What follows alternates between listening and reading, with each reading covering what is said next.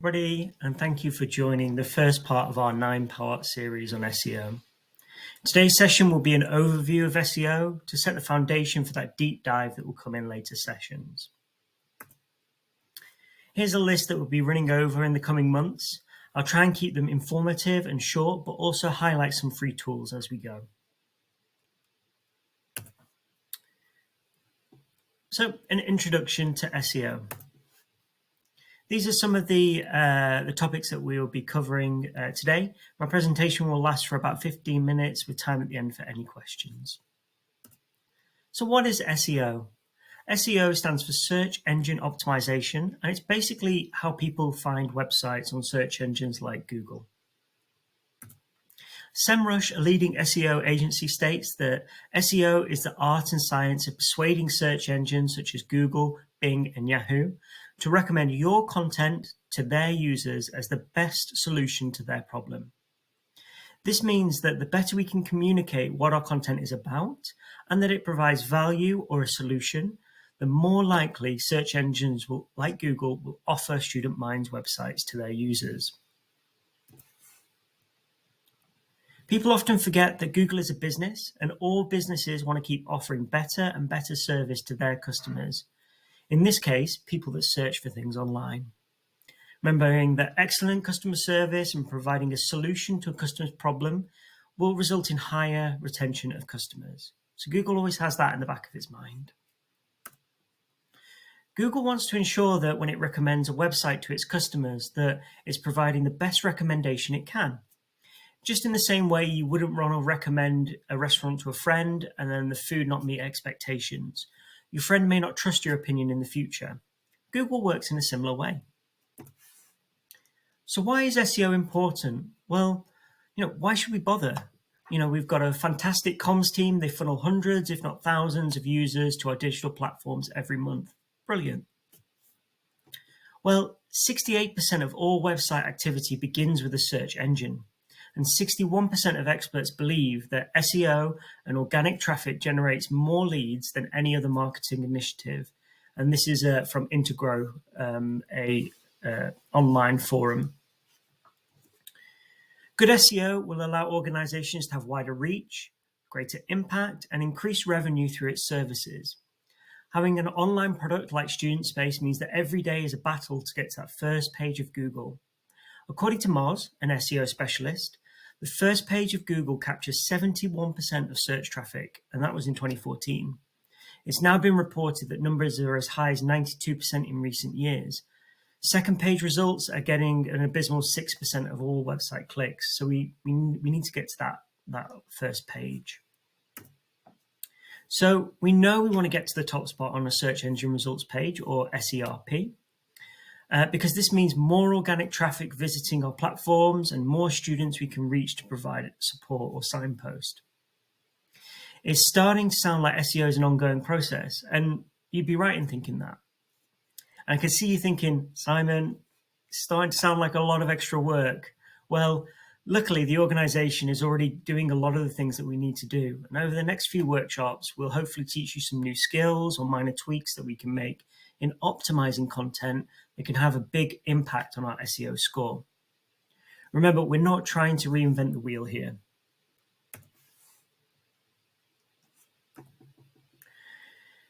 If you take anything away from this session, remember that what we're looking to do is optimize the content, not compromise on quality. Remember, creating content for people and not for robots. So SEO can be kind of lumped into two main categories. We've got the on-page SEO and off-page SEO. Throughout the workshops, we'll dive deeper into these, but here's a brief overview to get us going. On-page SEO are techniques that focus on optimizing the websites that Student Minds has control of. On-page SEO can be divided into two further categories: content and code.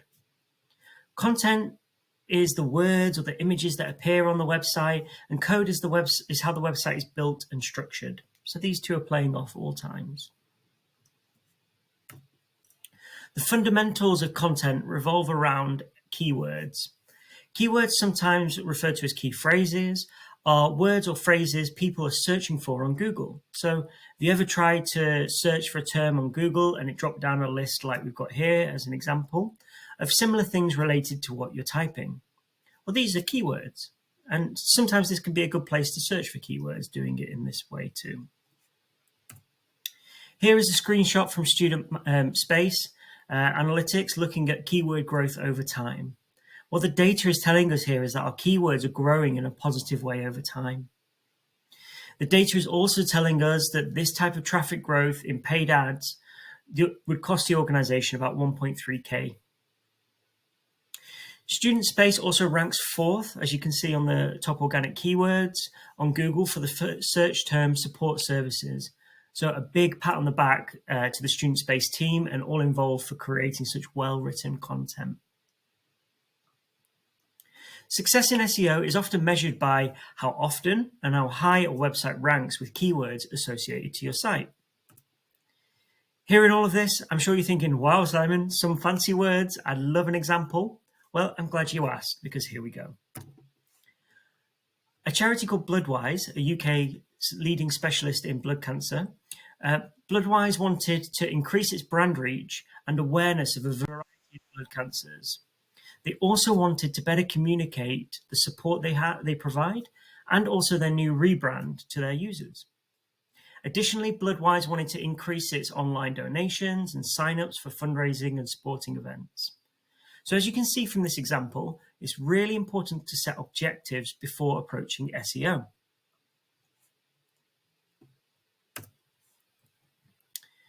Using a combination of content, keyword optimization, and Google Ads, the organization was able to rank #1 for leukemia research and leukemia and lymphoma research, increase its total site traffic by 14.5% year on year, increase its organic traffic by 11.7% year on year. Organic traffic is unpaid ads and people coming to your website by finding you on Google. Increase site event signups for fundraising went up by 79% year on year, and these stats are from a website called thoughtshift.co.uk. The problem with 2023 is that millions of websites are competing for the exact same keywords. Luckily for us, Google has become quite complex over the years. It can now read and understand your content in the same way or a similar way to how users would. As content creators thinking about approaching keywords, we must remember to write content for users first and optimize for SEO second.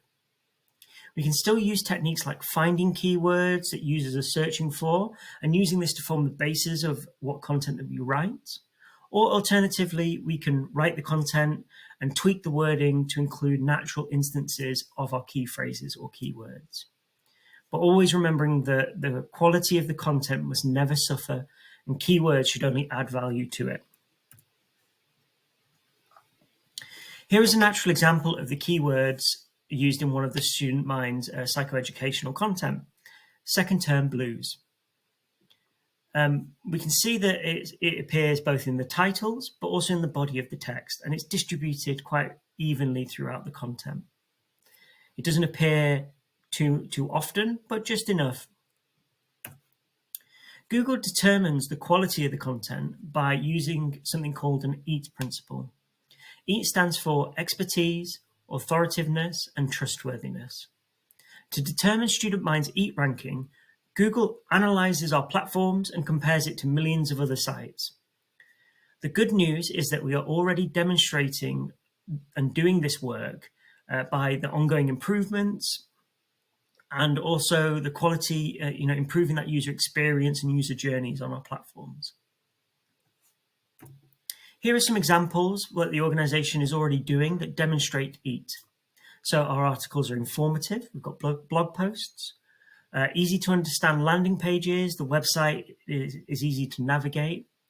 We've got high quality clinical content written by accredited psychotherapists. And this is one of the highest value parts of our website, I would say. One thing Google is looking for in 2023 is long form content.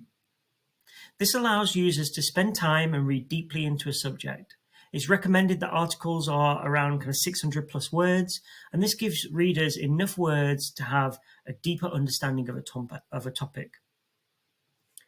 Google is also looking for content that links to other authoritative websites. This is currently an underutilized area within the program. Linking to other authoritative websites and their content helps validate our claims that we're making, but also helps create connections between the types of articles we're creating and other similar articles on the web. And all of this helps Google better categorize what our articles are about. The better it can categorize it, the more likely it is that it will offer our website up to the correct type of search term. Having other authoritative websites link back to our platforms also boosts our SEO score. Some notable ones include gov.uk, and they link to both Student Minds and Student Space, Mind, UCAS, Google Classroom, Unite Students, and also the NHS. This linking to and from websites is called backlinking and is an off-page SEO technique. Off-page SEO refers to SEO factors that focus on promoting the website across the web. From the very beginning, Google has used backlinks to create connections and journeys so that users can explore the web. All of these websites create pathways to each other through backlinks, and these site links to other sites, and it goes on in a seemingly endless fashion. And this is what makes up the web.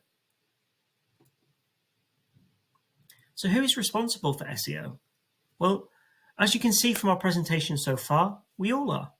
From the content team that decides on what topics to write, to the psychotherapists that write the clinical articles, to the comms team that drives the traffic to the website, and even developers who are maintaining the site itself.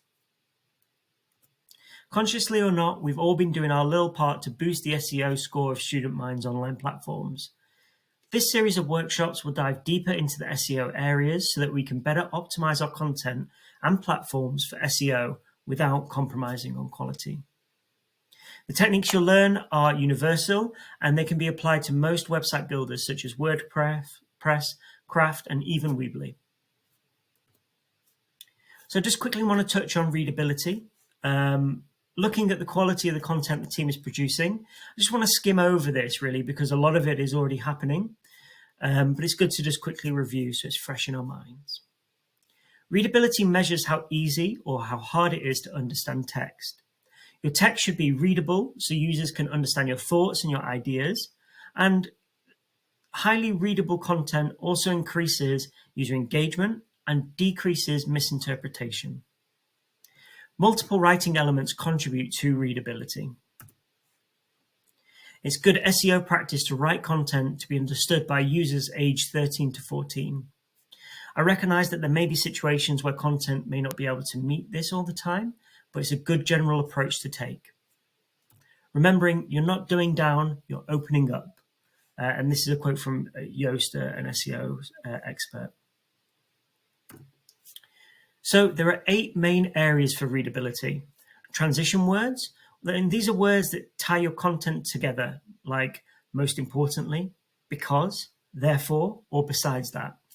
Using these words provides the flow for your articles, and they provide little hints to the reader about what's coming next. Sentence beginnings are really important, keeping these varied and try to avoid sentences that start with the same word. Word complexity, and these are using words that are easy to understand because this will increase engagement and decrease misinterpretation. Paragraph length. Long paragraphs can make your text look daunting as it becomes just one big blob of text. Breaking it up into shorter paragraphs and using subheadings will help break up the page, and keep thinking about that core sentence structure. As I just mentioned, subheadings are another important part of readability, and these can help break up long paragraphs, but also make text skimmable and easier to read and locate the types of information that users want to access. Sentence length. Sentence length is one of the core aspects that can make a text harder to read. If most of your sentences are too long, and this can be kind of over 20 words, people will lose track of your point. Readers will have to jump back and reread your sentences to make sure they understand what you mean. And this can be very tiring and inefficient. Lists are another good way to help make your content more skimmable as well. And finally, looking at your use of passive voice. Using a lot of passive voice in your text makes you appear distant, and your messaging will be less clear. Your sentences become wordy and difficult because the sentence structure is harder to understand. So we want to be using an active voice instead. So here's an example.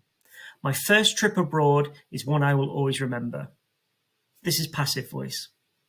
I will always remember my first trip abroad. Active voice. So I hope you found this helpful. The next session will be on your money or your life content and authorship. That'll be on the 7th of April. For those that may not know, your money or your life content is pages that Google deems could have impact on the future happiness, health, financial stability, or safety of our users. And Google grades these very differently to other types of content. There's a lot more stringent rules around this. So I hope you enjoyed this quick workshop.